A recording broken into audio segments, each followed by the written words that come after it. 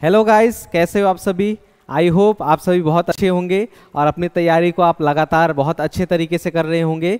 मैं आज आप लोगों के सामने रीजनिंग का एक बहुत ही मोस्ट इम्पॉर्टेंट टॉपिक लेकर आया हूं, जो आज मैं आप लोगों को वो टॉपिक ज़रूर बहुत ही अच्छे तरीके से आप लोगों को मैं सिखाकर भेजूंगा।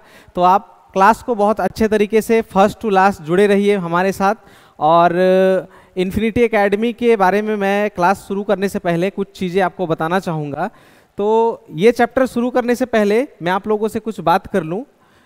मैं आप लोगों को कहना चाहता हूँ कि हमारे myinfinityacademy.in पर आप अगर हमारे वेबसाइट पर विजिट करते हैं तो आपको क्या देखने को मिलेगा। हमारे कोर्सेज़ के सेक्शन में आपको जाना है।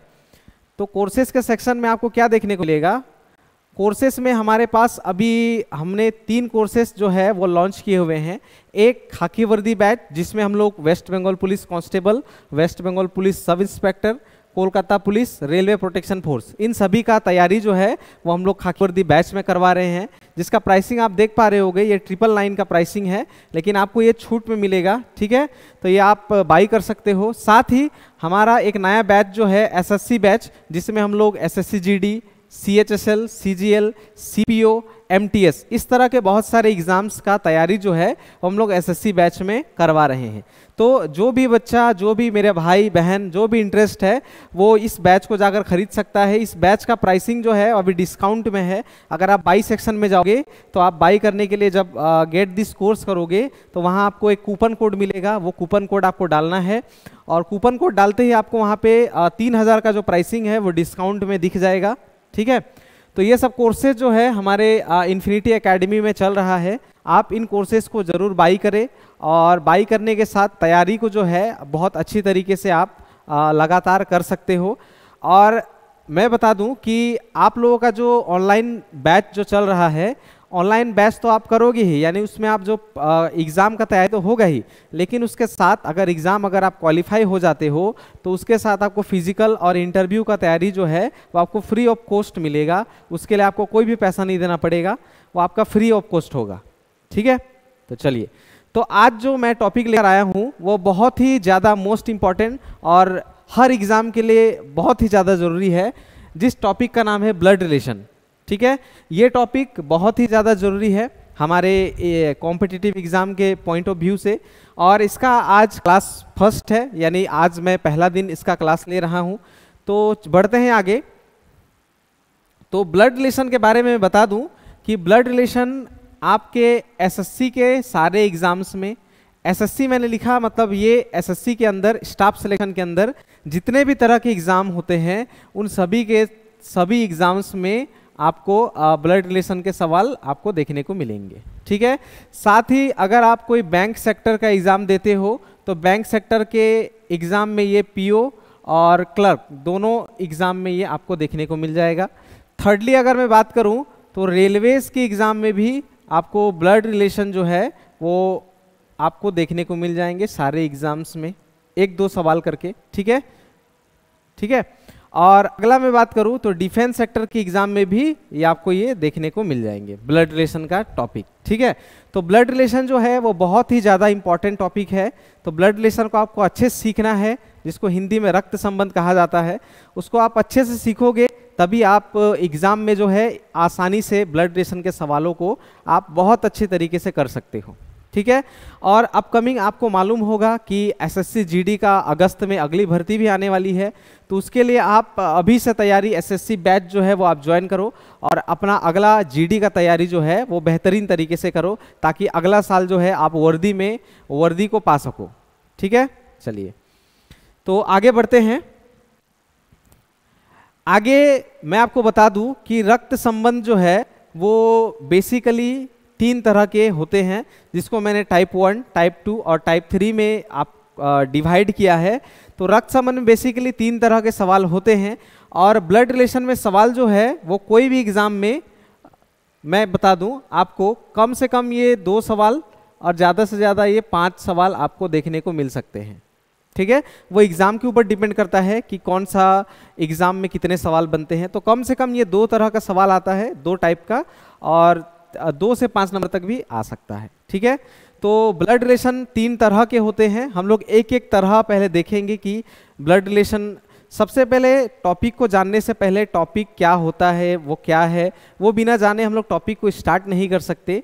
तो सबसे पहले हम लोग जानेंगे कि टाइप 1 कैसा होता है, टाइप 2 कैसा होता है, टाइप 3 कैसा होता है, तब इसके बाद इस पे हम लोग बनाने पे आएंगे कि कैसे इसको बनाएंगे। ठीक है, चलिए बढ़ते हैं आगे। तो सबसे पहले आपको स्क्रीन में मैं टाइप 1 का एक सवाल भी रखा हुआ हूँ, और टाइप 1 को आप बोल सकते हो डायरेक्ट ब्लड रिलेशन, यानी टाइप 1 का सवाल जो है वो डायरेक्ट ब्लड रिलेशन से रिलेटेड होता है, यानी वो डायरेक्ट होता है।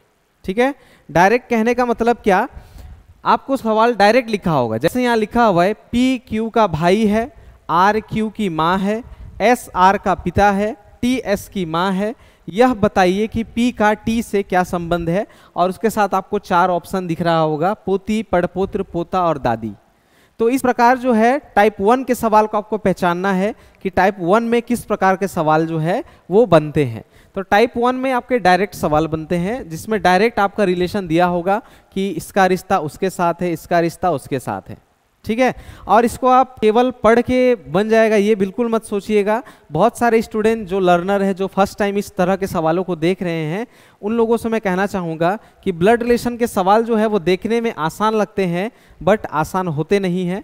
आपको उसको वेन डायग्राम से आपको बनाना पड़ेगा, या अपने आप को समझकर बनाना पड़ेगा, यानी एज्यूम करके बनाना पड़ सकता है। ठीक है, तो मैं आपको वेन डायग्राम यानी वेन आरेख से आपको बताऊंगा, आरेख के द्वारा बनाना सिखाऊंगा, जिससे आप सवालों को बहुत आसानी तरीके से आप कर सकते हो। ठीक है, तो टाइप 1 का सवाल जो है वो इस प्रकार होता है, आपको इसको ध्यान में रखना है कि टाइप 1 जो है वो किस प्रकार होता है। ठीक है, आगे बढ़ेंगे तो आगे हमें टाइप 2 दिखाई देगा, और टाइप 2 में मैं आप लोगों को बता दूं, टाइप 2 जो होता है वो कोडेड ब्लड रिलेशन का होता है, जिसमें क्या होगा, आपको कुछ कुछ चीज़ें जो है वो कोड कर दिया जाएगा। अब वो कोड कभी कभी सिंबल में होता है, कभी कभी साइन में होता है, कभी कभी नंबर्स में होता है, कभी कभी अल्फ़ाबेट्स में भी दे देता है। तो उस समय आपको ध्यान में रखना है कि उस समय आपको बड़ा एक निर्देश दिया होगा, और इस प्रकार का कुछ लंबा निर्देश दिया होगा, जिसमें लिखा हुआ है P माइनस क्यू का अर्थ है P क्यू की पत्नी है, P डिवाइडेड बाई क्यू का अर्थ है P क्यू का भाई है, P प्लस क्यू का अर्थ है P क्यू की बेटी है यानी पुत्री है, P इंटू क्यू का अर्थ है P क्यू का पुत्र है। इस प्रकार अलग अलग तरह का कोडेड किया हुआ है।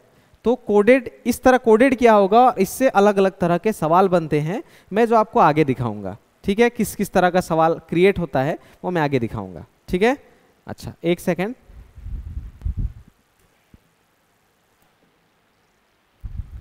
ओके, तो आई होप टाइप 1 और टाइप 2 आपको समझ में आ गया होगा कि टाइप 1 के सवाल जो है वो डायरेक्ट होते हैं, यानी डायरेक्ट इस तरह लिखा होगा। और टाइप 2 की बात करूं तो टाइप 2 में क्या होता है, सारी चीज़ें जो है वो कोडेड होती है। ठीक है, कोड किया होगा सारी चीज़ें। ठीक है, और टाइप 3 की बात करूं तो टाइप 3 में आप इसको बहुत ही आसानी तरीके से पहचान सकते हो। विनीत एक औरत की ओर इशारा करता हुआ कहता है कि यह मेरे दादा के इकलौते पुत्र की पुत्री है, तो विनीत उस औरत का क्या लगता है। ऑप्शन ए भाई, ऑप्शन बी चाचा, ऑप्शन सी भतीजा, या ऑप्शन डी चचेरा भाई। तो इस प्रकार टाइप 3 का सवाल जो है वो पॉइंटेड का सवाल होता है। पॉइंटेड यानी आप इसको कह सकते हो ये इशारा का सवाल है, इशारा, या कभी कभी इंट्रोडक्शन का होता है यानी परिचय। ठीक है, तो यहाँ ये वर्ड सब अगर दिखेगा तो समझ जाना ये पॉइंटेड ब्लड रिलेशन के सवाल हैं। ठीक है, तो ब्लड रिलेशन में तीनों तरह के सवाल जो है वो बिल्कुल अलग अलग होते हैं। पहला जो हो गया वो डायरेक्ट आपको लिखा मिलेगा, दूसरे तरह का सवाल जो है वो आपको कोडेड में मिलेगा, और तीसरा तरह का सवाल जो है वो आपको पॉइंटेड में मिलेगा यानी इशारे में मिलेगा। ठीक है, तो इन तीनों तरह के सवालों को करने के लिए मैं आप लोगों को आज कुछ बेसिक कॉन्सेप्ट बताऊंगा, और कॉन्सेप्ट के साथ कुछ कुछ इंपॉर्टेंट लाइन जो आज हम लोग समझेंगे। उन चीज़ों के बिना आप ब्लड रिलेशन के सवालों को आप नहीं कर सकते। ठीक है, तो उसके लिए हमें वो कॉन्सेप्ट जो है वो बहुत अच्छी तरीके से सीखना पड़ेगा, तभी हम लोग आगे उन सवालों को कर सकते हैं। ठीक है, चलिए तो बढ़ते हैं आगे। तो बेसिक कॉन्सेप्ट यानी मूल अवधारणा जो है वो कौन कौन से इस टॉपिक में हमें सीखना है। तो इस टॉपिक में हमें मूल अवधारणा जो है वो मेनली तीन तरह के मूल अवधारणा है जो हमें सीखने हैं। पहला जो है वो जेंडर कोडिंग से रिलेटेड है, दूसरा जो है वो रिलेशनशिप कोडिंग है, और तीसरा जो है वो जनरेशन गैप है। ठीक है, तो ये तीन तरह के कॉन्सेप्ट जो है वो हमें सीखने हैं। इसी कॉन्सेप्ट के बेसिस पर ही हम लोग डायरेक्ट के सवाल, कोडेड के सवाल और पॉइंटेड के सवाल को हल करेंगे। ठीक है, तो एक एक करके तीनों को हम लोग जानेंगे कि जेंडर कोडिंग के अंदर क्या होता है, रिलेशनशिप कोडिंग के अंदर क्या होता है, जनरेशन गैप के अंदर क्या होता है। ठीक है, इस प्रकार तीनों को एक एक करके हम लोग देखेंगे। तो सबसे पहले जेंडर कोडिंग में अगर बात करूं तो जेंडर जो है वो अगर हम लोग रियल लाइफ में देखें जेंडर, तो जेंडर होते हैं तीन तरह के, एक होता है मेल, एक होता है फीमेल और एक होता है थर्ड जेंडर। ठीक है, लेकिन जब हम लोग ब्लड रिलेशन के सवाल कर रहे हैं तो सवालों में क्या है, हमें ब्लड रिलेशन के सवालों में थर्ड जेंडर जो है उसका यूज यहाँ पे कहीं पर नहीं होगा। यहाँ पे केवल दो ही जेंडर आपको देखने को मिलेंगे, एक होगा आपका मेल और एक होगा आपका फीमेल।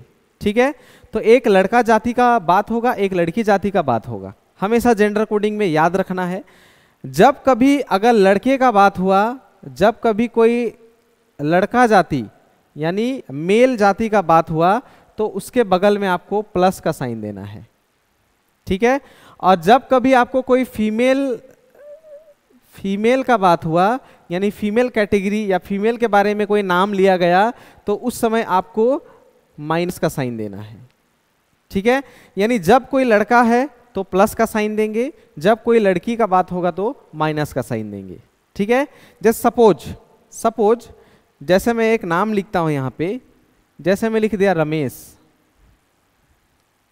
रमेश। ठीक है, तो रमेश जो है वो कोई लड़की का नाम तो मैंने आज तक नहीं सुना है, तो नाम से भी कभी कभी क्या हो जाएगा, आपको मालूम चल जाएगा कि रमेश अगर लड़का है तो इसके ठीक बगल में यहाँ पे हम लोग प्लस का साइन दे देंगे। ठीक है, जैसे यहाँ पे दे दे मुकेश, अगर मुकेश दे दिया तो मुकेश भी लड़का का ही नाम होता है, तो हम लोग क्या कर देंगे, यहाँ पे प्लस का साइन दे देंगे।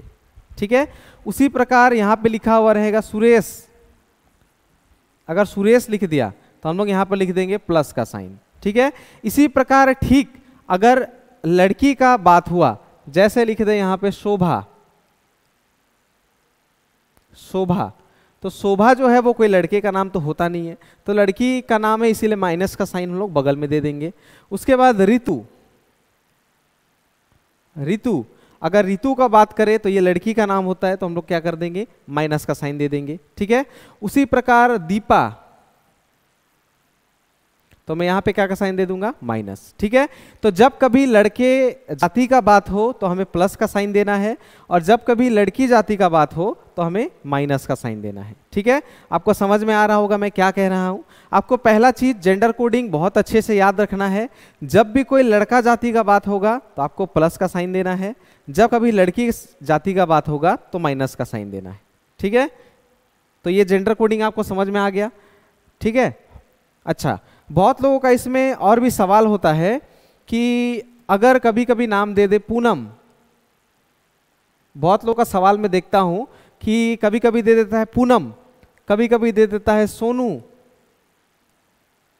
ठीक है, पूनम, सोनू, किरण, इस प्रकार के नाम जो है वो हमारे खास डूअर्स में जो है वो एक लड़का का भी होता है और एक लड़की का भी होता है। ठीक है, तो पूनम रियल लाइफ में अगर मैं बात करूं तो पूनम जो है वो लड़की का नाम होता है, सोनू लड़की का नाम होता है, किरण जो है वो लड़की का नाम होता है। ठीक है, तो इस प्रकार का नाम अगर कभी आए तो इसके आसपास आपको देखना है, इसके आसपास के लाइन में जरूर इसके बारे में डिस्क्राइब किया होगा कि किरण लड़का है या लड़की है, सोनू लड़का है या लड़की है, या पूनम लड़का है या लड़की है। इस प्रकार का आसपास आपको डिस्क्राइब किया होगा, तो उस तरह आपको देख लेना है कि कौन सा आपको साइन देना है, प्लस या माइनस का।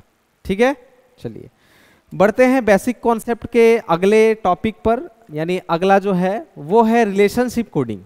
ठीक है, रिलेशनशिप कोडिंग के बारे में अगर मैं बात करूं तो रिलेशन होता है आपका 1, 2, 3, 4 तरह के रिलेशन मैंने यहाँ पे लिखे हैं।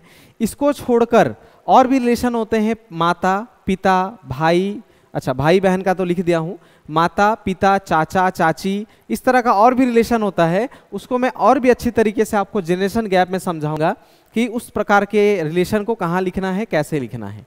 ठीक है, तो हम लोग यहाँ देखेंगे कि जब भी भाई और भाई यानी ब्रदर और ब्रदर का बात होगा, यानी कहा जाएगा रमेश सुरेश दोनों भाई हैं, ठीक है। एग्जाम्पल पे जैसे कहा जाए कभी भाई और बहन का, जैसे बोला जाए रमेश और सीता दोनों भाई बहन हैं, ठीक है। या फिर सिस्टर या बहन यानी दीपा और रितु दोनों बहनें हैं। जब भी भाई बहन या बहन बहन का बात होगा, आप इन तीनों के लिए एक ऐसा डैश दे दोगे।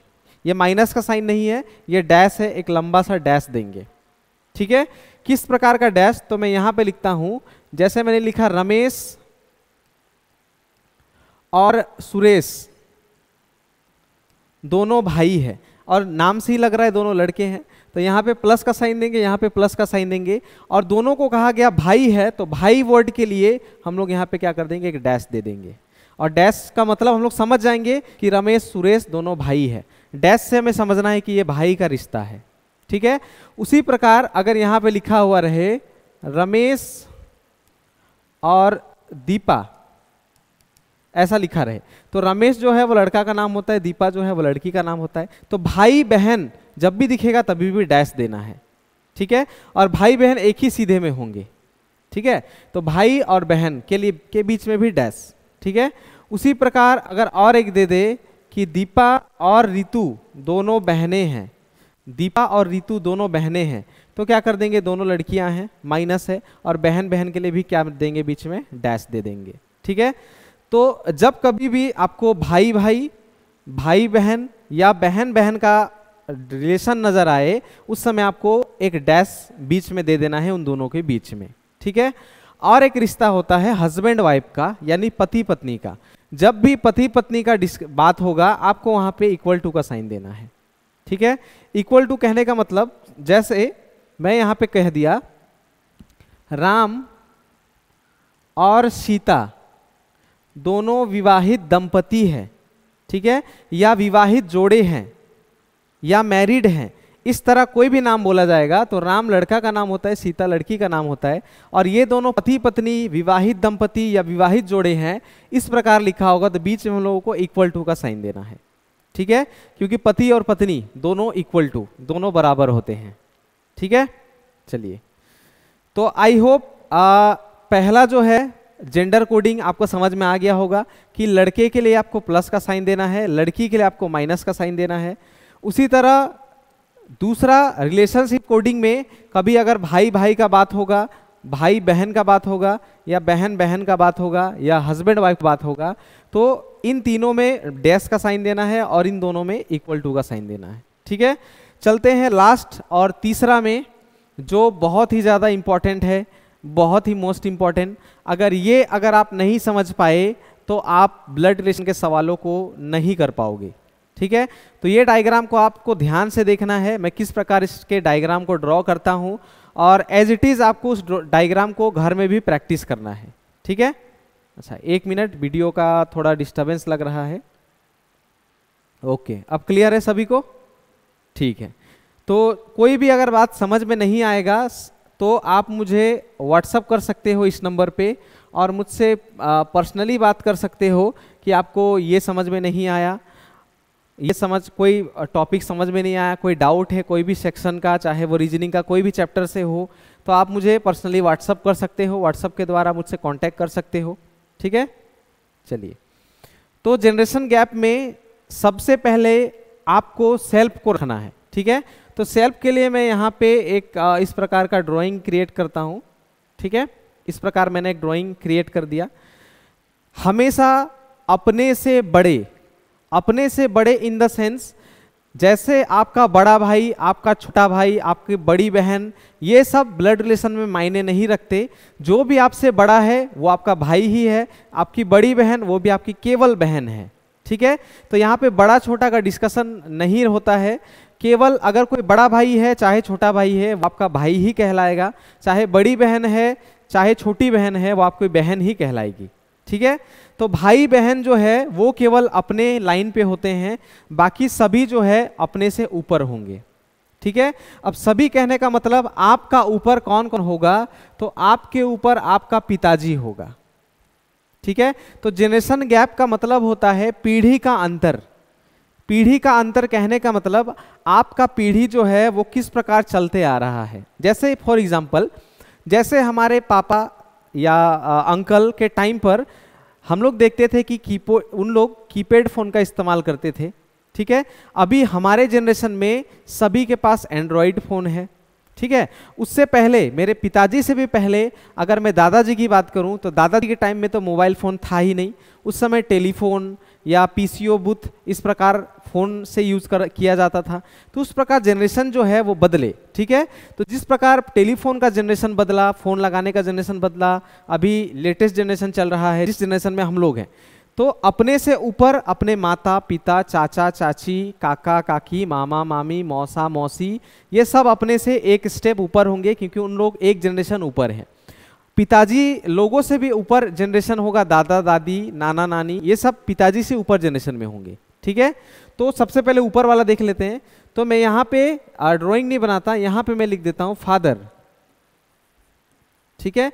तो ये हमारा फादर, तो ये लड़का होगा तो हम यहाँ पे प्लस का साइन देंगे, ठीक है।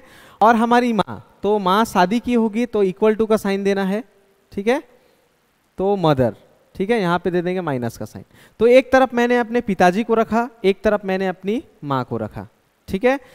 अब आपको मालूम होगा कि पिताजी का भाई जो होगा वो हमारा क्या लगेगा, अंकल लगेगा, ठीक है। पिताजी का भाई जो है वो हमारा क्या लगेगा, अंकल, ठीक है, यानी प्लस। और पिताजी का भाई अगर किसी शादी किया होगा तो वो हमारी क्या लगेगी, आंटी लगेगी, ठीक है। और आंटी क्या हो जाएगी, माइनस। यहां प्लस का साइन दे देंगे, यहां माइनस का साइन, ठीक है। अच्छा एक सेकेंड, अंकल में दे देंगे प्लस का साइन, यहां दे देंगे माइनस का साइन, ठीक है। तो पिताजी का भाई जो है वो हमारा अंकल होगा और पिताजी की बहन जो है वो हमारी क्या हो जाएगी, आंटी हो जाएगी, ठीक है। उसी प्रकार अंकल और आंटी का अगर कोई बेटा और बेटी, हुई तो मैंने यहाँ पे डैश दिया क्योंकि बेटा बेटी जो है वो भाई बहन होंगे और वो हमारे सीधे में आएंगे और ये हमारे क्या लगेंगे, कजिन ब्रदर और कजिन सिस्टर, ठीक है। ये हमारे कजिन्स हो जाएंगे, ठीक है। उसी प्रकार अगर पिताजी की कोई बहन हुई तो वो हमारी क्या लगेगी, आंटी लगेगी, ठीक है। और आंटी हो जाएगी माइनस, आंटी लगेगी और आंटी का हस्बैंड जो है वो हमारा क्या लगेगा, अंकल लगेगा, ठीक है। और आंटी हमारी माइनस होती है यानी लड़की है तो माइनस, ठीक है, ये हो जाएगी माइनस और अंकल हो जाएंगे प्लस। और इन दोनों का बेटा बेटी फिर से हमारा क्या लगेगा, कजन ब्रदर कजन सिस्टर, ठीक है। ये चार्ट आप ध्यान से देखिएगा, ये मैं हूं, आप समझ ले, आप अज्यूम करिएगा कि आप हो। आपके ऊपर, आपके ठीक ऊपर आपके पिताजी माताजी होंगे, पिताजी का भाई, पिताजी की बहन वो भी आपके सीधे में ही होंगे, यहाँ जगह नहीं इसलिए मैंने नीचे बना दिया, लेकिन ये भी आपके ऊपर ही होंगे, ठीक है।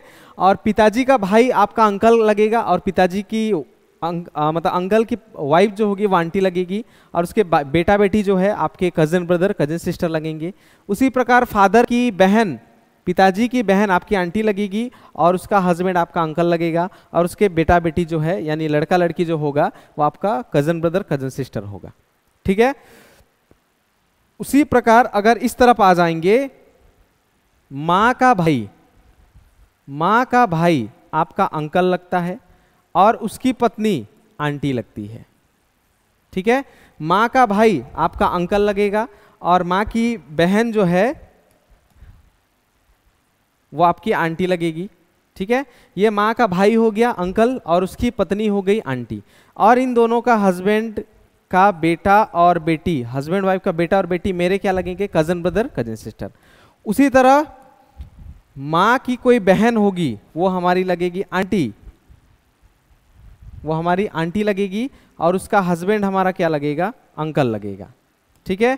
और ये प्लस हो जाएगा, ये माइनस हो जाएगा और ये हमारा इनका बेटा बेटी हमारा कजन ब्रदर कजन सिस्टर, ठीक है। उसी प्रकार इससे थोड़ा ऊपर जाएंगे, अगर इससे थोड़ा ऊपर हम लोग बनाना चाहेंगे तो हम लोग देखेंगे कि पिताजी का पिताजी को ठीक ऊपर लिखना पड़ेगा, ठीक है, क्योंकि वो दादाजी है और दादाजी को हमें लिखना पड़ेगा ठीक ऊपर में। तो पिताजी का पिताजी हमारा क्या लगेगा, ग्रैंडफादर, ग्रैंडफादर प्लस, ठीक है, और इसकी पत्नी हमारी लगेगी ग्रैंडमदर, ग्रैंडमदर, ठीक है। तो ये ग्रैंडफादर हो जाएंगे प्लस, ये हो जाएगी माइनस, ठीक है। उसी प्रकार माँ का यानी मम्मी की पिताजी, ठीक है, मम्मी का पिताजी, मम्मी का पिताजी को ठीक इसके ऊपर लिखेंगे, ये भी क्या लगेगा, ग्रैंडफादर, और इसकी वाइफ ग्रैंड मदर,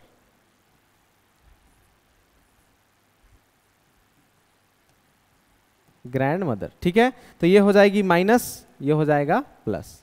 तो इस प्रकार हमारा डायग्राम जो है ये मैंने केवल ऊपर का बताया, ठीक है।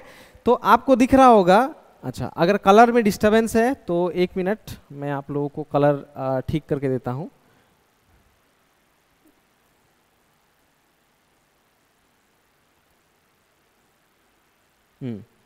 ये कलर में आपको दिख रहा होगा, ठीक है। तो ये आप हो, ठीक है। आपके ऊपर कौन कौन होंगे, तो पिताजी, पिताजी का भाई उसने जिससे शादी की, पिताजी की बहन उसने जिससे शादी की।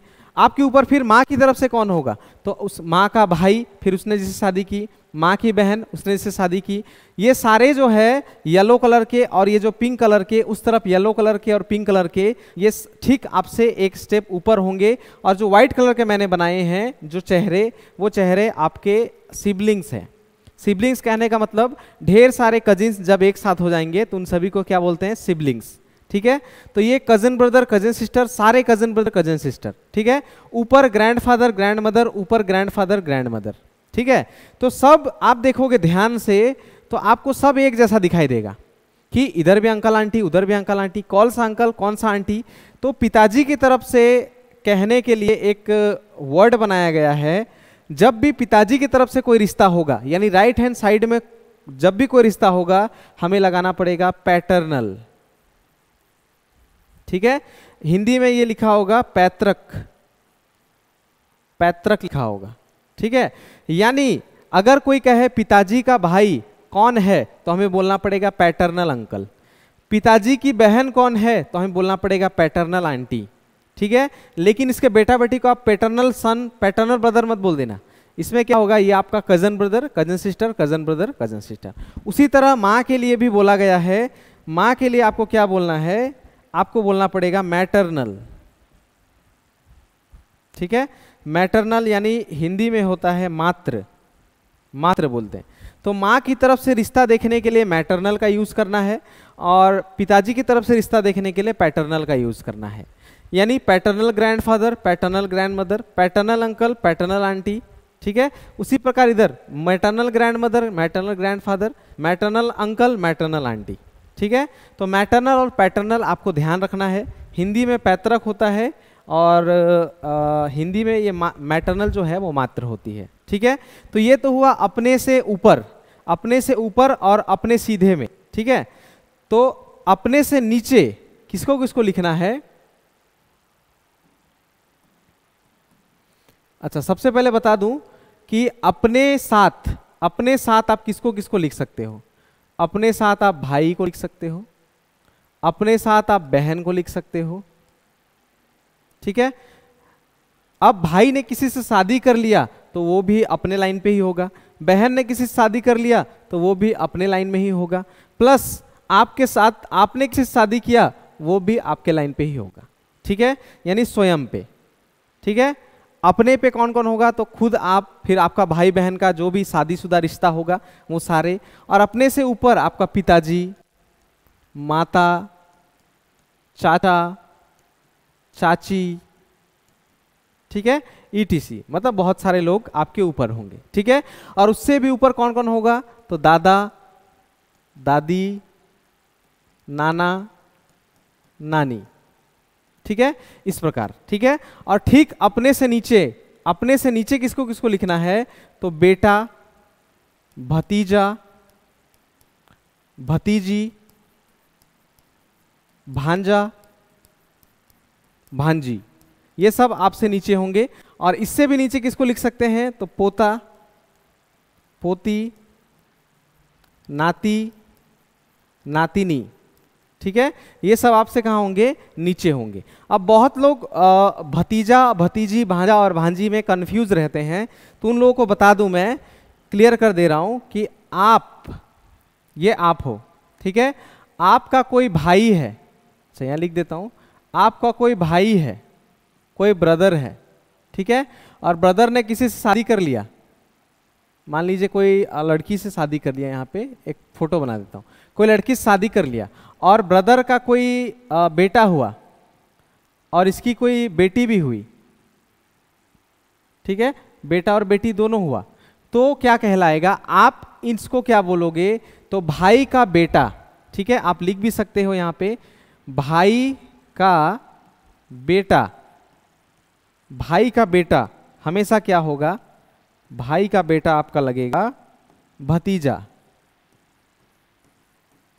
और ये क्या लगेगी, भतीजी, ठीक है। तो भाई का बेटा और बेटी,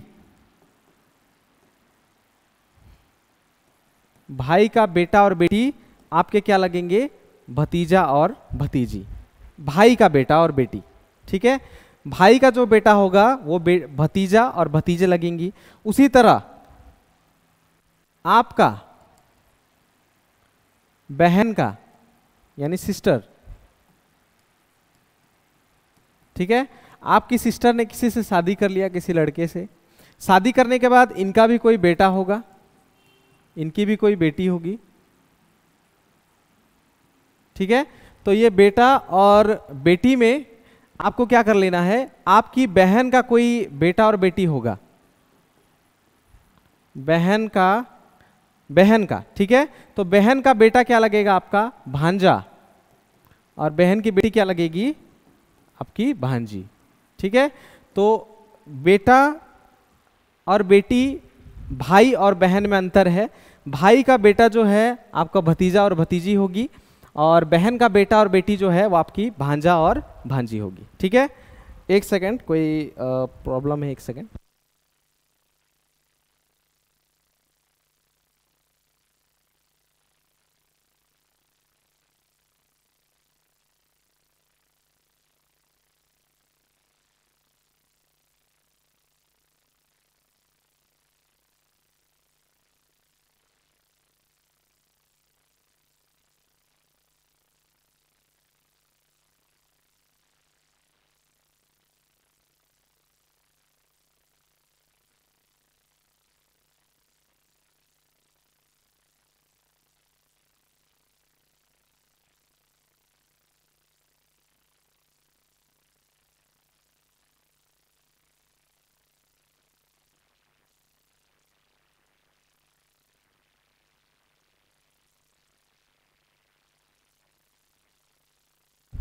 हेलो, ओके। तो अगर कोई भाई का बेटा हुआ तो आपका भतीजा लगेगा, और भाई की कोई बेटी हुई तो आपकी भतीजी लगेगी, ठीक है। उसी तरह कोई बहन का बेटा लगेगा तो आपका भांजा होगा, बहन की बेटी होगी तो बहनजी लगेगी, ठीक है। चलिए बढ़ते हैं आगे।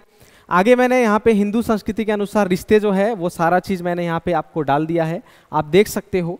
इंग्लिश में आपका कोई कन्फ्यूजन नहीं है, इंग्लिश के जनरेशन गैप में सारे चीज़ें जो है वो आपको क्लियर है। ये सारे पैटर्नल अंकल आंटीज लगेंगे, उधर के पैटर्नल अंकल आंटीज लगेंगे। हिंदी में अलग अलग होता है, पिताजी का भाई चाचा लग जाएगा, ये चाची लग जाएगी। पिताजी का बहन बुआ लग जाएगी, ये फुआ लग जाएंगे। माँ का भाई मामा लग जाएगा, ये मामी लग जाएगी। उसी प्रकार माँ की बहन आपकी मौसी, और ये मौसा लग जाएगा। इसी प्रकार अलग अलग है। अब पिताजी का पिताजी दादाजी, ये दादी। माँ की ये पिताजी नाना, ये नानी। हिंदी में अलग अलग है। तो हिंदी के अनुसार क्या क्या होगा मैंने यहाँ पे नोट्स में यहाँ रख दिया है, आप यहाँ से देख सकते हो, ठीक है।